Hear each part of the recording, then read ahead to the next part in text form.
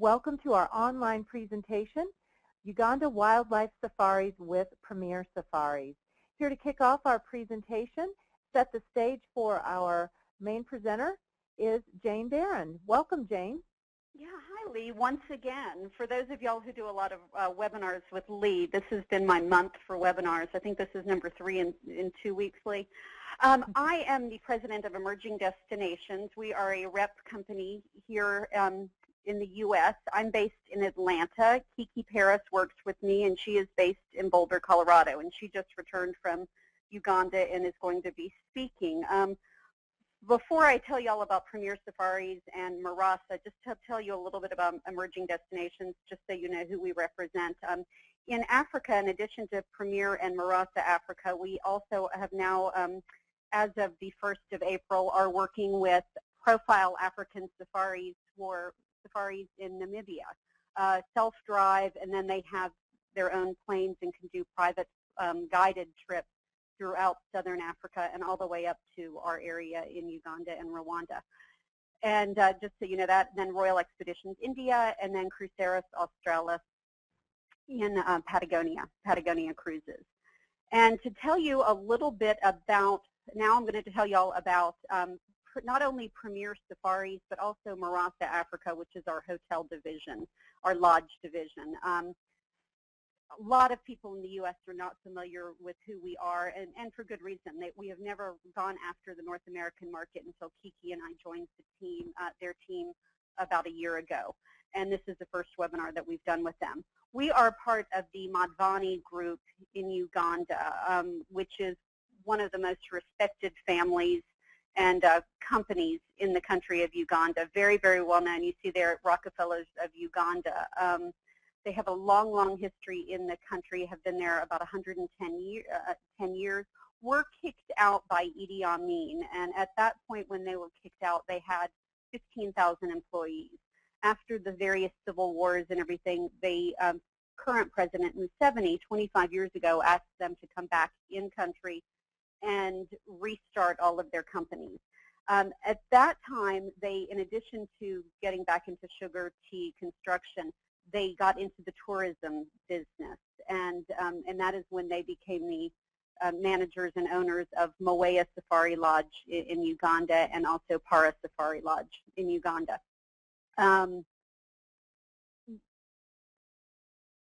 say these people have made a huge impact on Uganda is sort of an understatement. They have virtually almost every elementary school before 1970 was built by the Madvani family as one of their philanthropic things that they do. And now what the company does, each lodge that they own has various projects that they support that Kiki and I can tell you all a little bit about that in the presentation. Our main charity is the Madvani Foundation, and this past year we gave $250,000 in scholarships to needy college students in Uganda, which is, and these are kids that no way would they have gone to college. And we're very, very proud of that, and it's can be quite competitive, and we really get some top students and really lift them up. And now to tell y'all a little bit about Premier Safaris and Marasa, just want to show y'all who is under the Madvani group. Premier Safaris is our new ground operation that has been started in Uganda and then also in Rwanda, where we are a one-stop shop for anything you want to do in country there.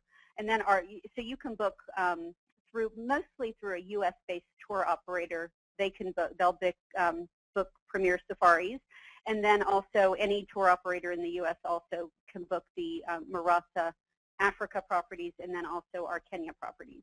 In Uganda, we have Moea Safari Lodge at Queen Elizabeth National Park, Chobe Safari Lodge, which not to be confused with Botswana. We had the name first, believe it or not, and this is in Murchison Falls National Park. Para Safari Lodge is 3 hours away on the other side of Murchison Falls National Park. And then as of a week or I think about 2 or 3 weeks ago, we actually have taken over Silverback Lodge in Uganda at the Bahoma, and it is with the name Silverback. It is obviously in a gorilla area, and we're thrilled to have that. Right now, it's in pretty poor shape. We're in the process of renovating it. In Kenya, we have purchased a year ago the Aberdare Country Club, an old heritage property, the Ark, which is if any of you old Africa hands, everyone used to always sell the Arks in the 70s, 80s, and even into the early 90s, and we've done a total renovation there. And then a lovely camp in the Masai Mara called Mara Leisure Camp. And now I want to introduce y'all to Kiki Paris, again, who works with me out of Boulder. She has just returned from taking a group of tour operators over to Uganda. And, you know, most of the time when people hear about Uganda, it's always gorillas, gorillas, gorillas. There is so much more to do there. So I'm going to turn y'all over to Kiki, and then I'll be answering any questions y'all have. Thanks.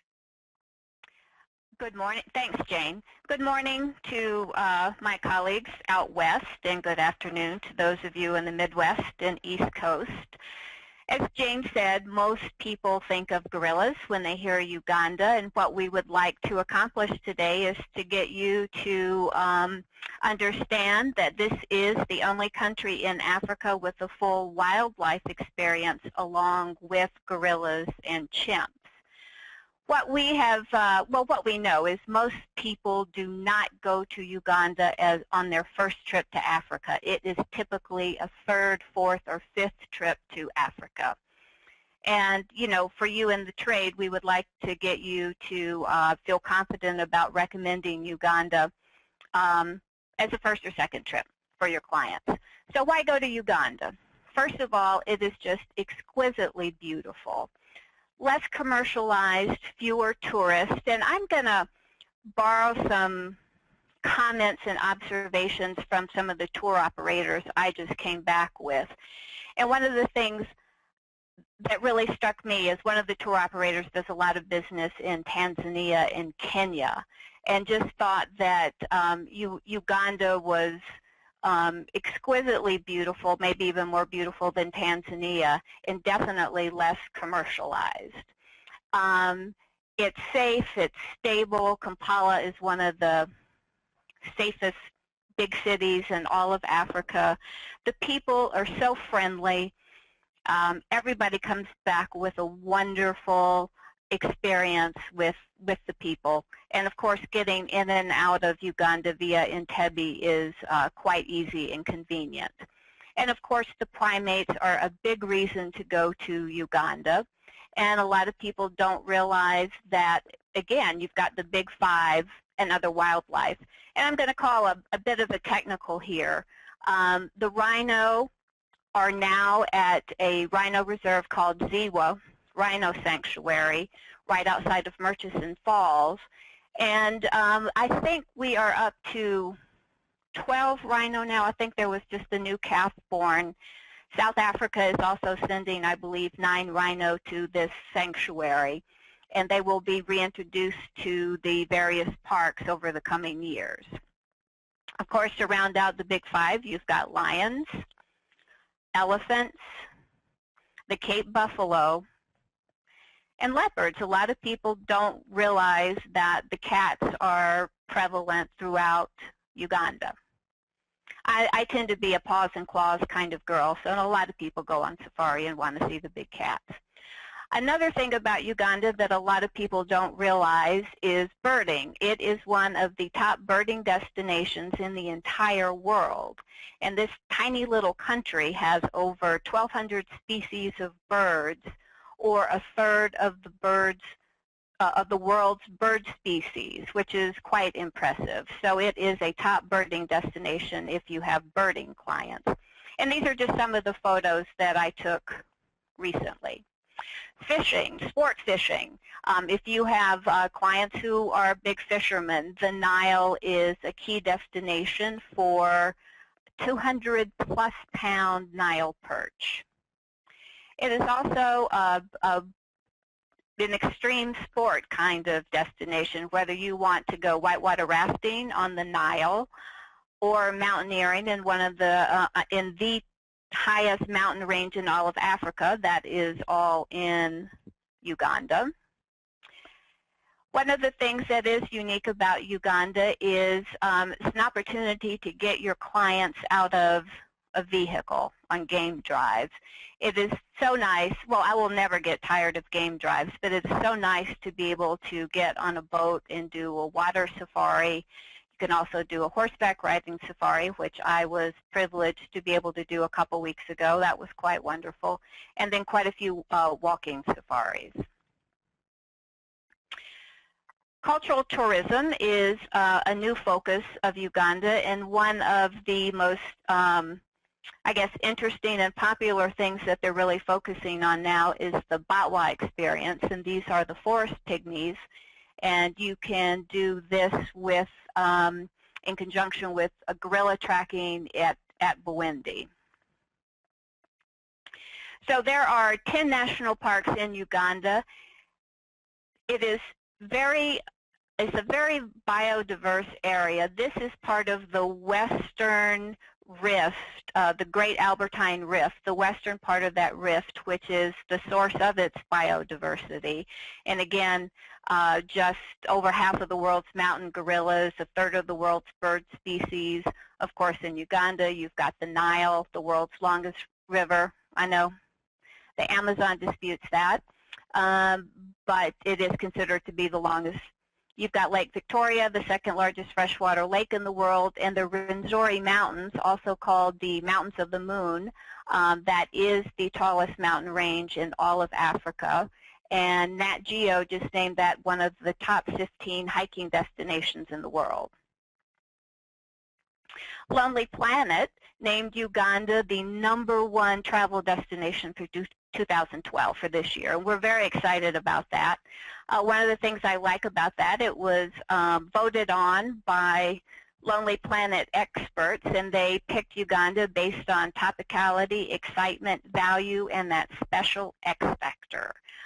Pretty much they list all the reasons that I've just discussed in terms of rafting, the mountains, the wildlife, gorillas. Again, it really has helped people, your clients, think about Uganda and want more information about traveling there. I don't know if a couple of months ago you saw the New York Times travel section, where to go in 2012. Uganda was listed as number 33 out of top 45 destinations there. And again, they cite the Batwa Pygmy tribe, the Rwenzori Mountains, whitewater rafting for thrill seekers, just so many different things to do in Uganda. Now I want to take you to the 3 major parks in Uganda, and we'll start at Murchison Falls in the north, and you can see the red arrow there. It is the largest national park.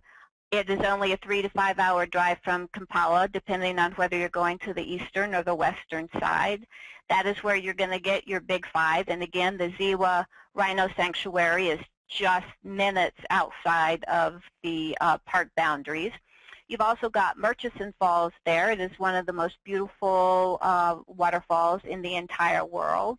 You've got the Victoria Nile, the Nile Delta, Palm Forest. You can do your river safaris there, nature walks, fishing, and chimpanzee trekking in the Dongo Forest, again, which is just minutes outside of the park boundaries there. And the Dongo Forest has the 3rd most populated chimp area in Uganda. If your clients wanted to spend an entire week in Murchison Falls, there would be plenty to do. I mean, people often don't spend 5 days there, but from game drives to river safaris, you can also walk to the top of Murchison Falls. After your river safari, you can drive to the falls. You can do boat trips to the Nile Delta. Again, the chimpanzees, the rhinos, bush breakfast, cultural things to do there. So Murchison is quite, it's a beautiful area, but there's a lot to do there in terms of activities. 76 different mammal species, 451 bird species in Murchison Falls, and these are just, some photos that we've taken over the past year there. And again, you've got lions, you've got your leopards there for your big cat lovers. Rothschild giraffes are there. Now we are going to go to Queen Elizabeth National Park, which is probably the better known of the two parks. If you have clients and you want to get from Murchison Falls to Queen Elizabeth, it's a beautiful charter flight, and that is the easiest way to get there.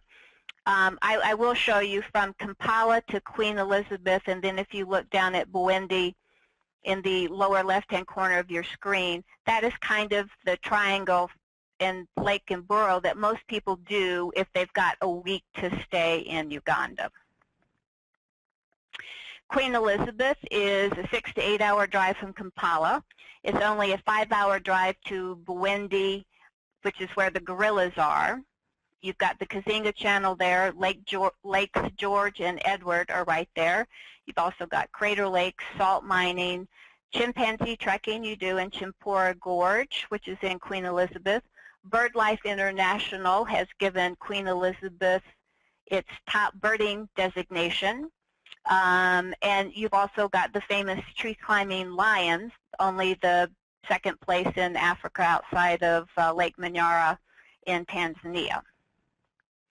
And again, if your clients were going to spend a week in Queen Elizabeth National Park, they would never run out of things to do in terms of your water safaris, your game drives, the chimp trekking, Ashasha for your tree climbing lions.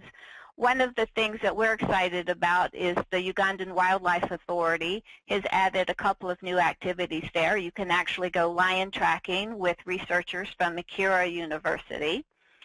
You can also do mongoose research with them if you have clients who are interested in that. And in fact, the BBC did a documentary called Banded Brothers about mongoose, and it was filmed right there in Queen Elizabeth. You can also do an agricultural walking tour that sounds quite interesting. Look at local plants and herbal remedies as well as their farming practices. And again, you can drive amongst the craters, do nature walks, bush breakfast, and do the cultural tour with the Kotwe tribe there if your clients are interested. 95 different mammal species in Queen Elizabeth, 612 bird species there. And again, these are just some of the beautiful antelope, tree climbing lions. Chimpora Gorge, we had just a magnificent chimp experience on the ground, and these are some of the chimp photos that I took a couple of weeks ago, and that is my favorite. I hope everybody's laughing. I can't hear you, but it's my favorite photo. Hippos are abundant on the Kazinga Channel. Hippos everywhere. Elephants, and again, the boat safaris are just a wonderful way and a different way to experience animals outside of the vehicle. And at, well, this would be a Mwea Safari Lodge smaller boat that would be available to for your clients. It's a much easier way to get closer to the shore than the big park boats. And just a couple of sunset and sunrise photos from Queen Elizabeth Park. And now we will go down to Bwindi Impenetrable Forest, which probably is the most well-known of the parks because that is where the gorillas are. Gorilla trekking. Let's talk about permits for a moment. They are $500 a piece. Many of you may know that Rwanda, effective June 1st of this year, permits in Rwanda have gone up to $750 each. So clearly, Uganda is much more affordable at the moment. In Bwindi, there are now 9 habituated families. One new family has just become available for a visitor experience within the last couple of months, and they are still habituating one additional family that should come online sometime this year, making gorilla permits a little easier to get in Bwindi because that will be 10 families. If you don't know, when you get a permit in Uganda, you get a permit for a specific family. The family names are listed there along with the number of gorillas in each family. So when you show up, that you go wherever your family is. And you know, a lot of people have questions about gorilla trekking. Let me just try to address a few of them. A lot of times people are concerned whether they are physically able to do the trek. That's, you know, that's something each person has to make a determination about, but I will say that it's advisable to hire one porter. If you're concerned, you can hire two porters, and they will do a push-pull kind of effort to get you up the mountain. I know on our last trek, one of our tour operators actually used 3 porters to help her get up, but she ended up right there with everybody else with the gorillas. We also had occasion, we were getting gorilla permits, working through a U.S. tour operator, and at the very last minute, we got an email saying, oh, I just found out my client is in a wheelchair, which we thought was kind of a odd bit of information to do at the last minute. But as we discovered, it is possible for non-ambulatory people to visit the gorillas. And what you have to do is hire 8 porters. They do have a carrier. They switch out 4 porters at a time. So please don't let your clients' concerns about whether they'll be able physically to do the trip or not, because there is a way to do that.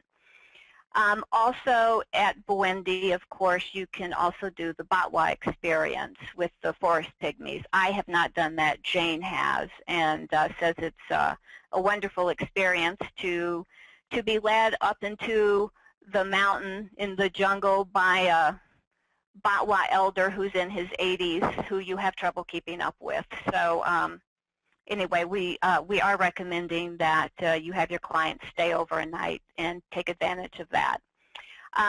These are some first photos, or photos that Jane took a couple years ago, and then these are my photos from week before last. And again, it is just a magnificent experience to be so close to these gorillas, and they're so human-like in their expressions.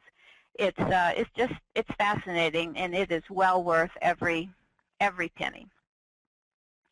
Now let's take a look at Premier Safaris, our new ground operator. One of the things, you know, one of the reasons we tell you about the Madhvani family and their clout and their importance in Uganda is because of what they can do that other ground operators can't do, and it really is that insider access. We will meet your clients inside the terminal and expedite them through customs and the visa process, which is quite nice. The Madhvanis also are able to, if you have clients coming in from Kenya, Tanzania, or Rwanda by private charter, you can bypass Entebbe altogether, land at one of the national park airstrips, and the Madhvanis can get customs to go to that plane and meet your clients there. We've also got a sugar plantation at Lake Victoria if your clients are interested in that. Premier Safari sells the entire country, not just the Marasa Africa lodges. They also have scheduled departures. They are very happy to do custom itineraries based on your client's interest, and we've also just developed 2 birding itineraries. And then one of the key selling points about Premier Safaris are their vehicles. They're new, they're air-conditioned, and the most important thing is they have replaced all of the seats in the Land Cruisers with ergonomic reclining seats, and I can't tell you what a huge difference that makes driving around Uganda, because Uganda is not known for its great roads. There's also a refrigerator stocked with water and juice. There are 2 charging points for phones, cameras, or your laptop, which is a nice accessory to have there. There's a satellite phone for emergencies in each vehicle. You can book 7 clients with us. Each one will have a window seat. And I just want to say something about the air conditioning. If you've got 7 clients, the 2 people in the last rows are not really going to be happy with the air conditioning. So I think it's good to manage expectations if you've got 7 people in one vehicle. Let's look at Mombasa, Africa right now, as Jane quickly went through our 4 lodges in Uganda and our 3 in Kenya. I'm going to show you some photos now. So let's go back and look at Murchison Falls. Chobe Safari Lodge is on the eastern part of Murchison Falls. Para is on the left. Para is really a 1950s colonial style 4-star lodge. It's very Hemingway-esque. Beautiful grounds, pool with the pool bar. It overlooks the River Nile. All of the rooms have balconies that overlook the Nile. And the rooms, again, are very old-style Africa, charming, definitely old Africa. Chobe Safari Lodge on the eastern part of Murchison Falls is modern and more luxurious. It's a 5-star property, and again, it's brand new. This lodge sat empty for a long time. The Madvanis renovated with $13 million, so it again is just brand spanking new. Lovely gym, 3-tiered pool, everything again overlooks the Nile River. CNN Go just named the Chobe Gym the fifth gym with the best view in the world, which we thought was quite amusing. But when you're there, you definitely don't need a distraction. You don't need headphones or a TV because it's just so beautiful when you look out and do your cardio exercise. One of the things I love about Chobe Lodge is they built 21 tents situated right on the Nile. They're beautiful. They're very luxurious. Of course, they're en suite. Some are air conditioned.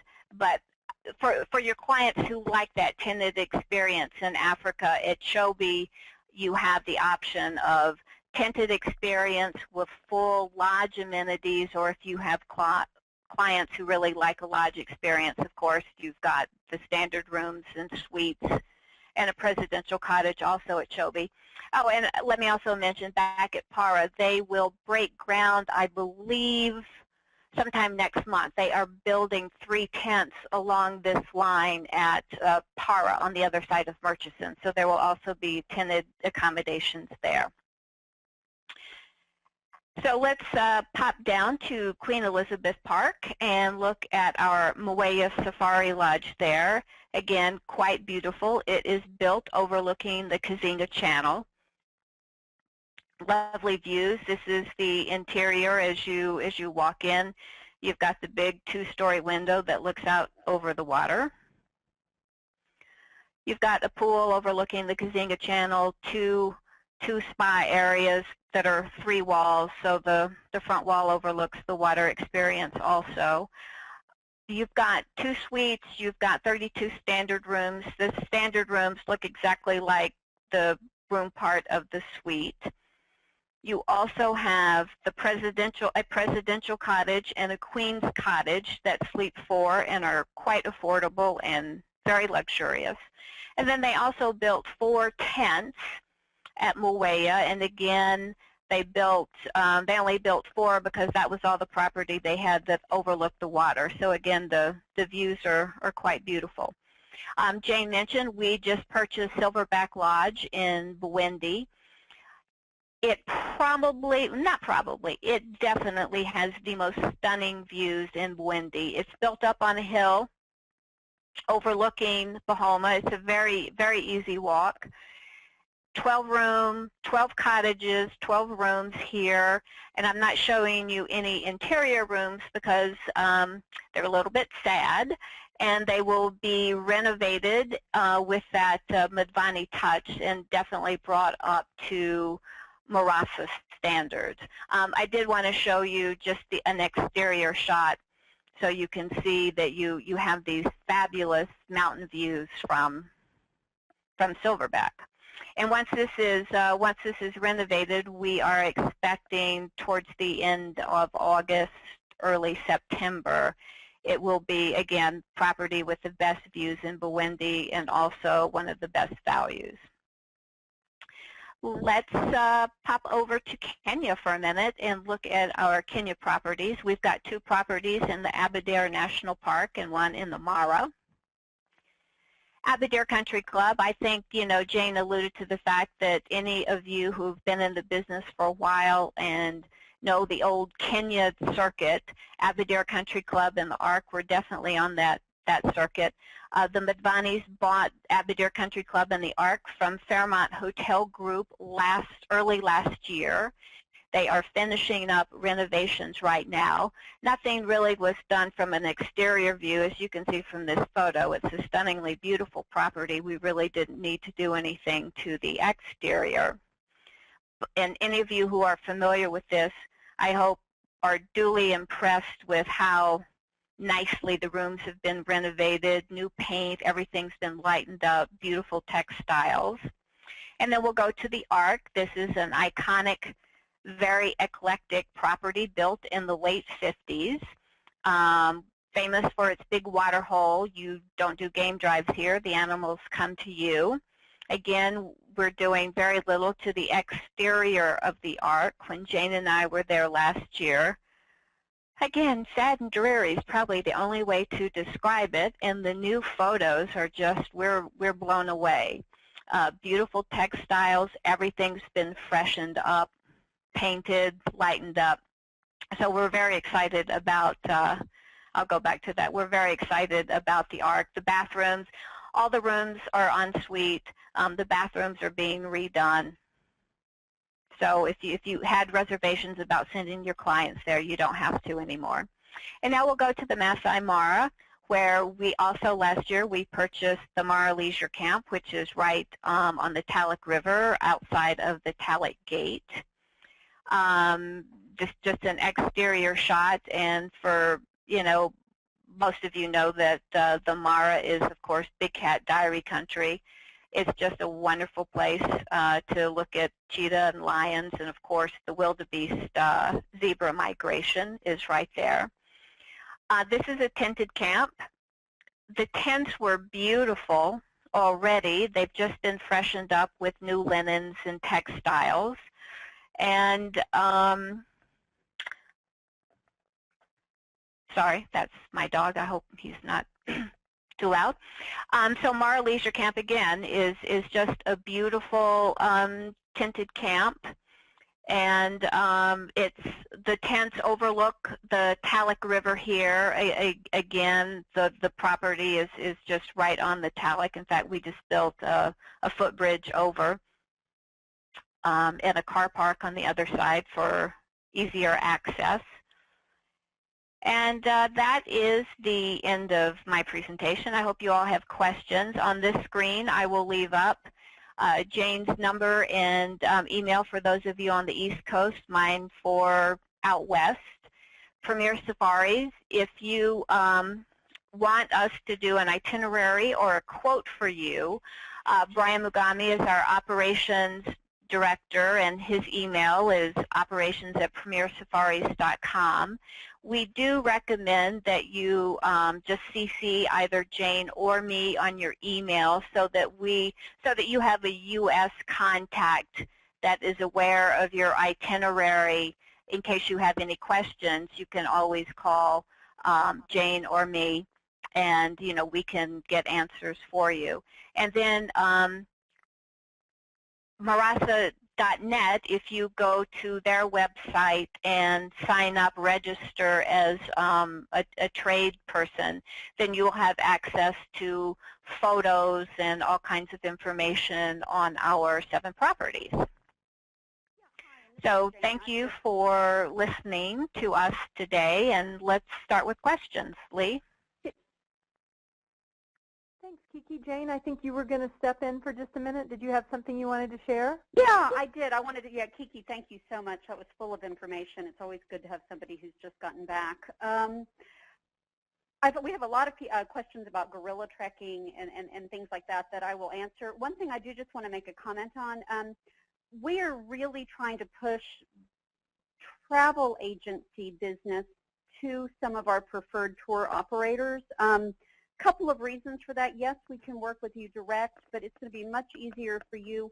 We don't, for instance, accept credit cards over. You'd have to pay by credit card on arrival.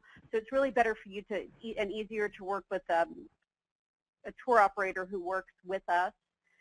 With that, if you just have somebody going over for a couple of days and just needs rooms at the lodges, that's easy for us to work with and help you there. But just so you know, I just wanted to make that clear. And we have several companies that we work with that we'd love to put you in touch with. So you know that. And okay, Lee, do you want to start with questions? Yes. So some gorilla questions. There was one from Maria. Is there a difference with the gorillas? I think she's asking questions about families of gorillas and so forth. And I know you were chatting with her some offline. Maybe you can just talk a little bit more about best time to see them and differences in the families. Sure. So okay. At Bwindi Impenetrable Forest, that's where about half of the mountain gorillas are. Those are actually a little different gorilla than you're going to see in Rwanda or at Mugahinga National Park in Uganda, which are in the Virunga volcano chain. So they are considered a subspecies. If you talk to my friends here at the Diane Fossey Fund, they will say that the Bwindi gorillas are not mountain gorillas. Most people disagree, but they also do all their funding in that area of the world in Rwanda and the Mugahinga National Park. So they are a little different. And the gorilla trekking experience actually at Bwindi is different at the main Bwindi Bahoma area than it is in southern Bwindi, which is steeper than it is in the main Bwindi area. And a lot of people want to know whether they're fit enough to go see the gorillas. Almost anybody can do it one time as long as you can walk 3 to 5 miles up and down mountains on uneven terrain. That said, you're going to have a better time if you do exercise and have prepared in advance for it. And I'm trying to think, what were some of the other gorilla questions that we had? I think best time to see the gorillas. Best time to see them. The gorillas are there year-round, so it's good to see them any time of the year. The driest season is June through September, and then we have the short rains, and then which would be, and again, everything's approximate because things change. October to early December, and then the drier season is December through February, and then the rainiest season is March, April, May. Kiki, did y'all have rain in March? Not a bit. And, yeah. And I will say over the last couple of years in Uganda, I mean, just like everywhere else, there is climate change. So it's not quite as steadfast. The seasons aren't as it used to be. I know I was there 2 years ago in December over the holidays, and the short rains were there. It rained at night, but it didn't during the day. And we just got back mid-March, and there wasn't a bit of rain there. So. And last year, about 2 years ago, I was trekking there in driest time, one of the driest times of the year, and had torrential rains the entire time. So you just never know. But they're there whether it's rainy or not. And I actually personally prefer the shoulder seasons when there is some rain, because majority of people here use charcoal as fuel, and so the air can get quite dirty when it's really, really dry. And so the rain cleans it up, and you actually have better views.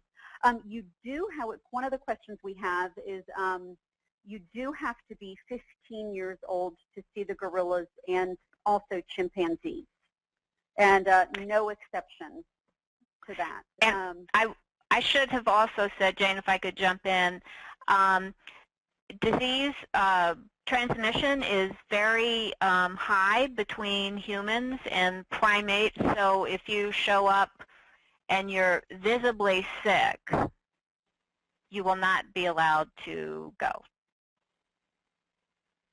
Yeah, that's good.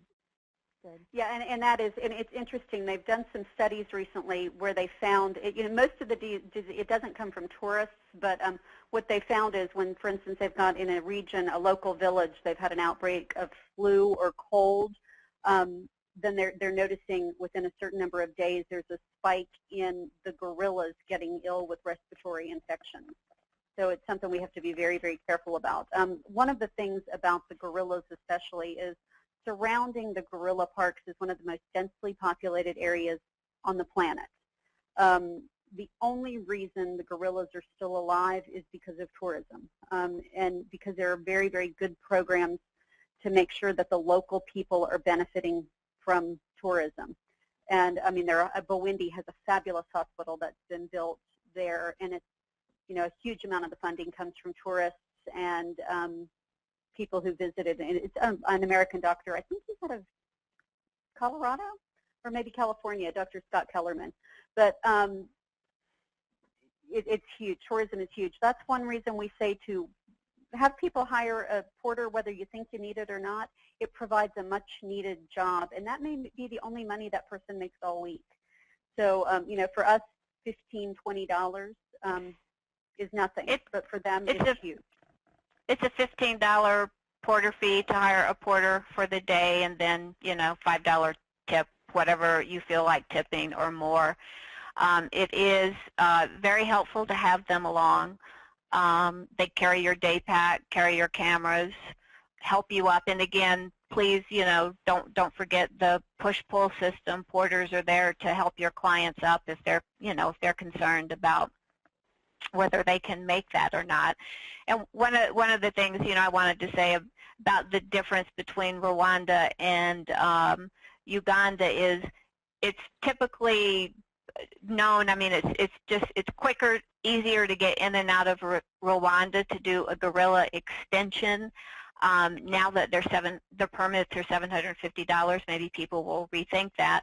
But it's known to be a little bit easier to track gorillas in Rwanda.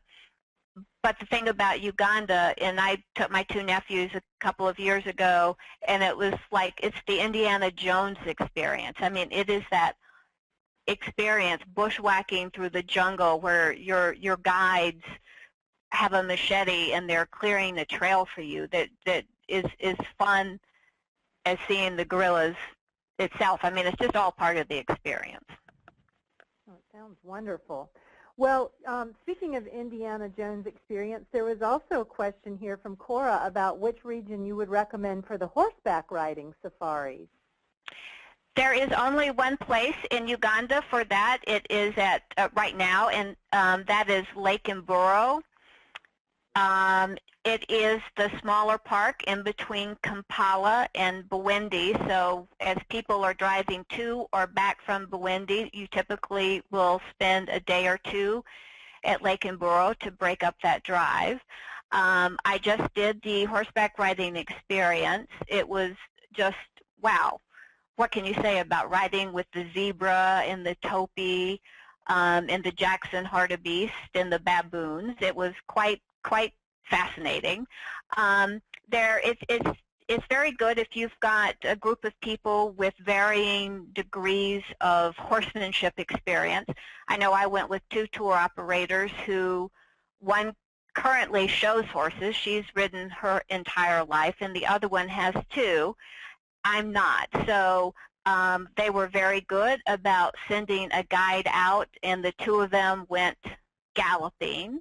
I did not. This was the first time I've been on a horse since I broke my neck, and I wanted to walk. And so I had my own guide, and we went our separate ways and did a walk. So if you've got people, it doesn't matter what level they are. They've got very calm horses for those who want that experience, and then they've got very high-spirited horses if you have good riders and they want to gallop. Okay, good. That sounds exciting. Also at the Aberdare Country Club, we have horses there now to go over on our 1,300 acres that we have there. Oh, good. Okay, terrific. All right, there was a question here from Mira about the Mara Lisa Leisure Camp, whether there is an airstrip near the Mara Leisure Camp. I believe it is Sienna Springs. Is it Nanyuki? Yeah, and Nanyuki, that area.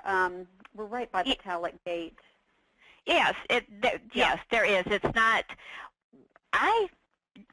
Jane, I can't remember if the Nanyuki airstrip, maybe that was in the Aberdares. No, I think that's Aberdares. I think it's, and actually, I see some of my tour operator friends are on there who know the airstrips better than me. I think it's Sienna Springs or Sierra Springs. But we can find that out and send that to you. It's left my brain. Okay. I will say we left the airstrip, whatever the name of it is. 15 minutes. We saw the three brothers, the cheetahs. We sat and watched them for a while, and 10 minutes later, on the way to Mara Leisure Camp, we saw mating lions, my first. So it's not a far drive from the airstrip to the Mara Leisure Camp, and the big cat sightings are just all along the way. Okay. And speaking of tour operators, and you've got so many terrific tour operators that it's hard to list them right now, but there have been several of our participants today who are wondering how they might go about finding the names of the tour operators that you work with. And I am happy to send those to you. I just know quite a few are on, and I'm afraid if I say any that I'm going to forget one of them. But we're happy to send that on a private basis. So. Okay. Send us an email. Yeah. Okay. Very good. And I know there were questions about whether we have the recording. Yes, indeed we do. We'll make sure that that gets sent out to everybody in the next day or so. A question here about shots, whether inoculations of any sort are required or recommended, or how one would find out about that. All throughout this area, you definitely need malaria, to take malaria medicine. Shots, we do recommend that you just check with your doctor or CDC. What I find most of the time is people who are really well-traveled have already had a lot of the recommended shots that they say you have, but sort of the usual that they tell you anytime you're going to developing countries is the key. All right, good. Let's see, what about FAMs? There's interest in whether you can offer any agent rates or ever have any FAMs. Yeah, we do some FAMs periodically. Agent rates, right now we're doing things on an individual basis. We don't have any FAMs planned right now. That's not to say also that some of our tour operators we work with don't offer them also, but right now there's none, but on an individual basis we can help you.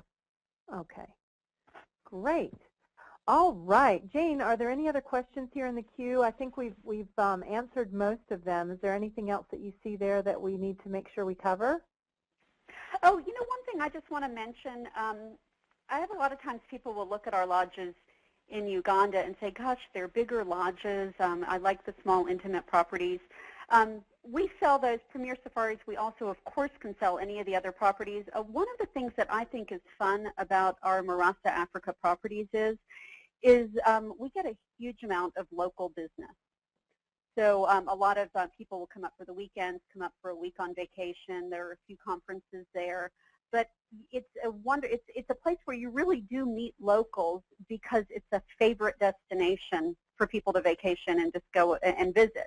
So it sort of changes the feel of the safari a bit, which Uganda does anyway, because there are so many more people than you see in other areas of the world. But just keep that in mind when you are selling it. I love sitting in the, having cocktails and, meeting a local business person or family. It's fun. Okay. And one of the things I neglected to mention, and I do apologize for that, is each of our lodges is involved with either a local school or an orphanage and can make arrangements if you want to visit there. Some of our lodges are involved with Pack for a Purpose. So as a company, I mean, the entire Madhvani group is very philanthropic, and each of the lodges is very involved in, their local communities and helping with education and orphanages. Oh, no. Yeah, and then there has been a lot of negative press about Uganda with the Kony video. I'm going to, when we send a thank you with the link, I'm going to put a link to a nice little video that we did on YouTube. That's all the positive side. He's been out of the country for, since 2006. So we wanted to show you what our Uganda is like. Feel free to use it. I'm up to like, over 1,800 views so far. We want it to get around and show the really positive and fun stuff. Because there's more positive, much, much more positive than the tiny little bit of things that you hear about in the news. Okay, good. So anything else? I think that's, Kiki, anything else? Thank you for your hard work putting that together. Oh, gosh, my pleasure. Again, just to summarize, Uganda is just a stunningly beautiful country filled with friendly people. They're curious, they're friendly, they love Americans, and they're very welcoming. Again, one of the things I was struck with, this tour operator that offers trips to Tanzania and Kenya, just said that she was so impressed with the people, that there was just the service, the hospitality, but there was just a genuineness from the people there that she didn't find elsewhere. Ugandans in general are known as some of the friendliest people in Africa by Africans. Come visit. Send your clients. Terrific. Well, thank you, ladies. It was a pleasure, and we will get that recording processed right away so that we can get that out to everyone. And I guess with that, we'll say good day and conclude our webinar. Great. Thank you. Thank you. Bye, everyone.